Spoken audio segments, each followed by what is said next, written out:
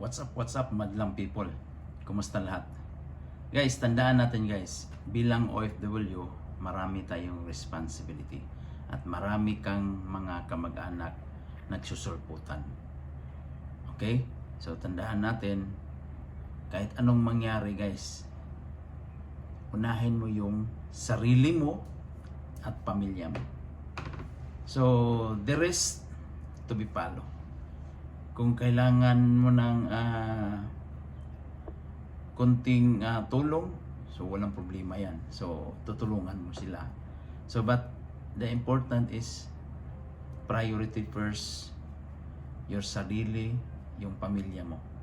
So, follow na yung iba. Ngayon, pag marami ka ng sobrang pera at pwede ka nang makatulong sa kanila, yan, pwede ka na doon makapagbigay.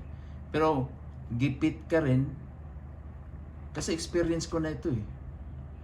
Experience na natin to bilang OFW at marami na tayong mga nakakausap about sa ganitong larangan na information.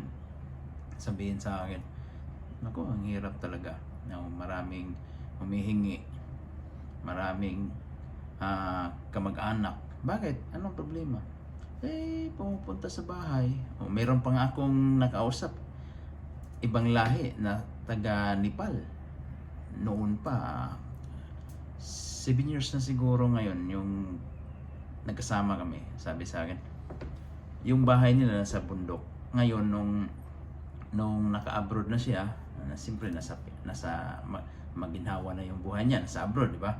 Kumbaga, lahat naman na nag-abroad, isipin nila maginhawa na sa buhay. So, ang ginagawa daw niya, from sa mountain, lumipat daw sila sa bayan. So, madaling sabi, kumuha sila ng bahay doon sa bayan. Yung mga tao daw doon nakatira sa kanila, hindi ko alam kung tradisyon nila, kapag pumunta sa bayan, doon diretso sa kaniyang bahay. Sabi ko, really? So that is true. Sure, yeah. Kamag-anak, kahit mga ilang relatives na, once na pumunta doon sa bayan, doon daw tumitira sa kanila. So which is good. Kung may pera naman tayo, malaki naman yung bahay mo, sabi ko, if you have money, pero sometimes losing money na. So this is what he is saying. So kaya sabi ko, kung ano yun yung kaya natin, pero yun nga, minsan daw hindi talaga yung maiwasan. Anyway, that's normal. Sometimes hindi natin maiwasan, but kailangan natin umiwas. Unahin na muna natin sarili natin, pamilya natin. So, prioritize yourself and your family before others. Lalo na pag pamilya na, you have your own family, you have your own efforts para iahon mo yung pamilya. That's the reason why you are going to abroad. To earn money, to save money, and then ilibit mo yung sarili mo in the middle class to become financial freedom. So that's the reason why we are here in abroad. So yung mga kamag-anak, hayaan mo lang yan sila. Yung iba galit pag hindi mo mabigyan, hayaan mo lang din.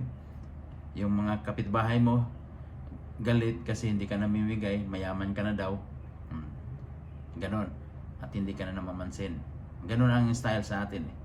Okay? So, ignore about that. Kung hindi yan nakakatulong sa'yo, nung nag-abroad ka, hindi din nakakatulong sa'yo sa habang buhay, de tuloy-tuloy lang yun. Hayaan mo lang. Mawawala din yan. Okay? So, ganun ang style natin. Anyway, that's the information lang sa ating buhay bilang OFW. Alright?